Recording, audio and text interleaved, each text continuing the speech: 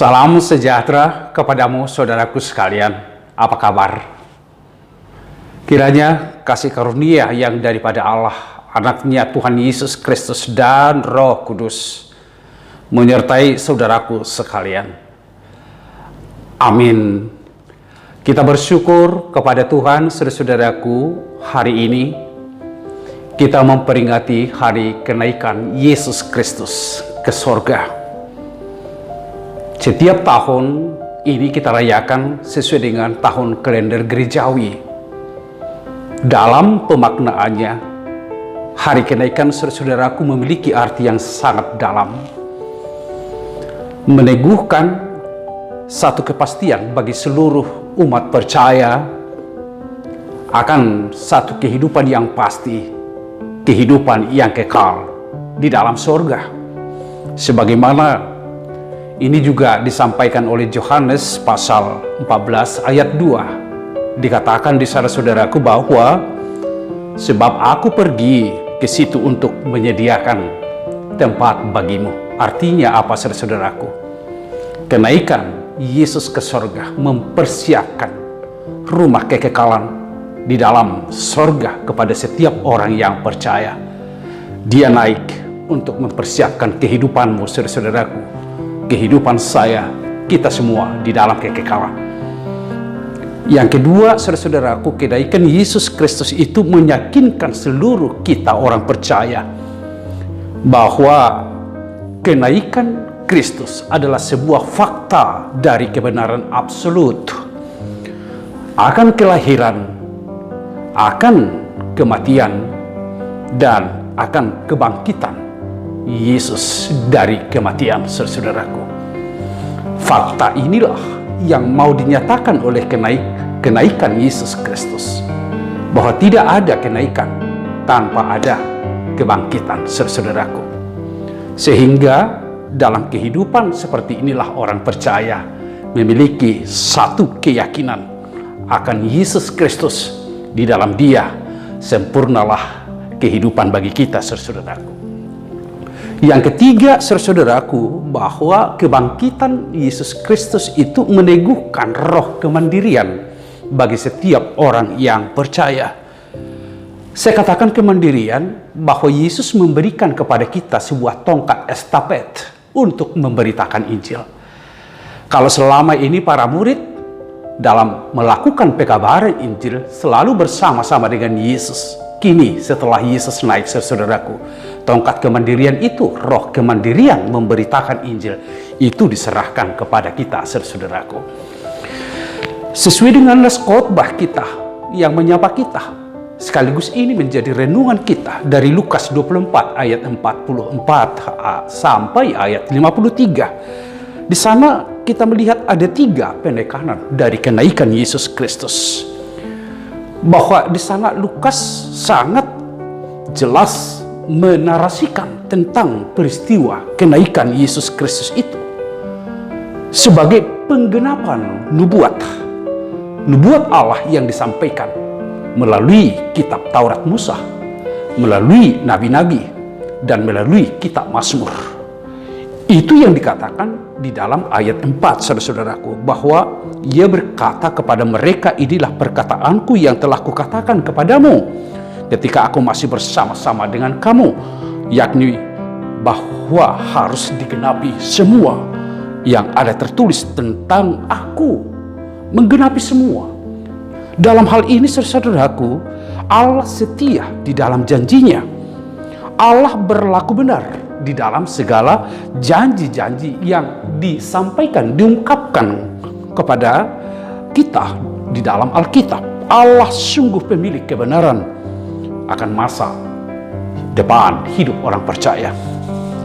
Dan di samping itu, saudaraku, tidak ada keraguan bagi setiap orang percaya untuk meyakini bahwa Alkitab itu adalah benar-benar sebagai kebenaran Allah yang kita terima, di mana setiap orang bisa melihat bahwa di sanalah kesempurnaan kehidupan kita.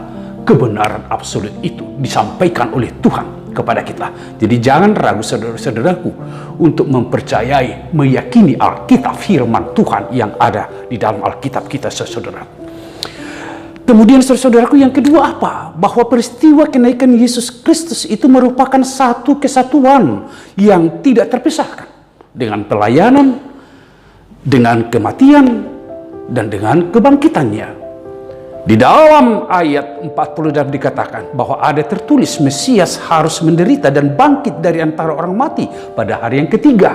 Itu sangat jelas saudaraku dikatakan dalam pengertian lain saudaraku bahwa kenaikan Tuhan Yesus tersebut merupakan satu kesatuan yang tidak terpisahkan dari kematian dan kebangkitannya. Peristiwa kenaikan Yesus Kristus ke surga menjadi pembuktian bahwa Yesus yang mati itu benar-benar telah bangkit saudaraku. Dan selanjutnya ini memiliki makna di dalam kehidupan kita. Maknanya apa saudaraku?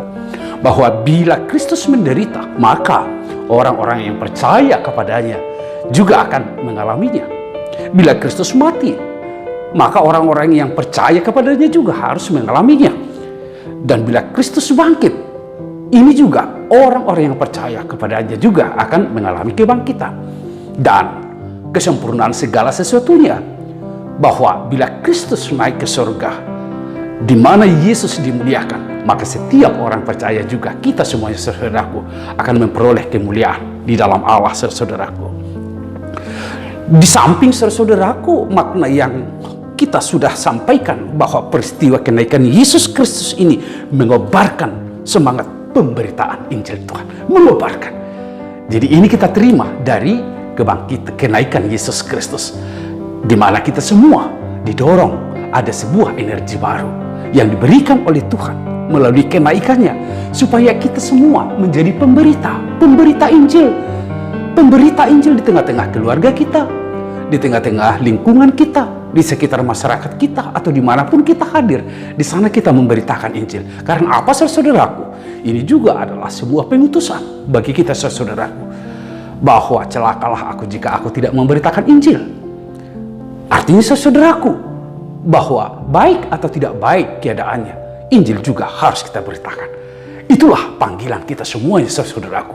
Sehingga ketika kita merayakan hari kenaikan Yesus Kristus saat ini saudaraku, kita tahu ada banyak dinamika kehidupan, peristiwa, dan kesulitan yang kita hadapi sampai sekarang. Namun di sana menjadi salah satu tongkat estafet yang diberikan Tuhan kepada kita untuk memberitakan Injil itu. Jadi Injil itu saudaraku ya kebenaran. Injil itu adalah keadilan. Injil itu adalah perdamaian. Injil itu di mana cinta kasih dirayakan. Dan ini jugalah yang akan kita lakukan ketika kita merayakan hari kenaikan Yesus Kristus di tengah-tengah kehidupan kita. Saudara-saudaraku, sungguh luar biasa. Jarang terjadi seperti ini. Kita merayakan hari kenaikan Yesus Kristus sebagai umat Kristiani, tetapi juga pada hari ini, saudara-saudara kita umat Muslim merayakan hari raya Idul Fitri. Peristiwa ini jarang terjadi saudaraku. Namun biarlah kita memaknai ini semuanya di dalam melakukan kehendak Tuhan. Artinya apa? Kita semua terpanggil bersama-sama, apapun agama kita, apapun suku kita, apapun budaya kita. Kita adalah ciptaan yang satu di dalam Tuhan. Dan sebagai ciptaan yang satu di dalam Tuhan, peran yang kita lakukan saudaraku adalah menciptakan kerukunan, menciptakan kedamaian, merayakan cinta kasih. Biarlah ini kita rayakan, dan biarlah ini menjadi sarana yang harus tetap kita lakukan dalam kehidupan untuk menciptakan kehidupan yang lebih baik di tengah-tengah perbedaan yang ada saudaraku. Kepada saudaraku umat Muslim, kami sampaikan di hari Idul Fitri ini, selamat merayakan hari Idul Fitri. Damailah kehidupan, rukunlah kehidupan, cintailah kehidupan. Biarlah kita semua hidup di dalam satu kesatuan yang utuh, membangun kehidupan yang semakin sejahtera, yang penuh kedamaian di tengah-tengah bangsa ini. Tuhan memberkati kita semua. Amin. Terima kasih ya Tuhan Allah Bapa untuk persekutuan kami di dalam firman-Mu saat ini. Sungguh melalui kenaikan Kristus kami diyakinkan sebuah kepastian akan kehidupan kekal di dalam surga. Dan kenaikan ini adalah fakta bahwa Kristus sudah bangkit dari kematian, naik ke surga. Tidak ada keraguan bagi kami untuk itu, dan kami akan selalu mempercayainya.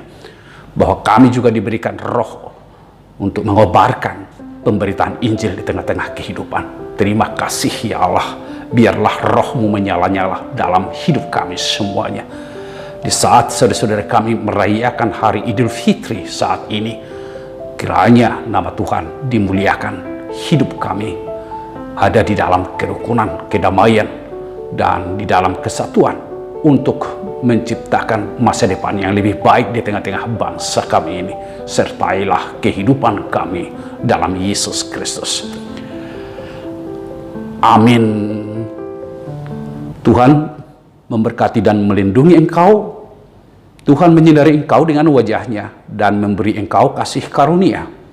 Tuhan menghadapkan wajahnya kepadamu dan memberi engkau damai sejahtera. Amin.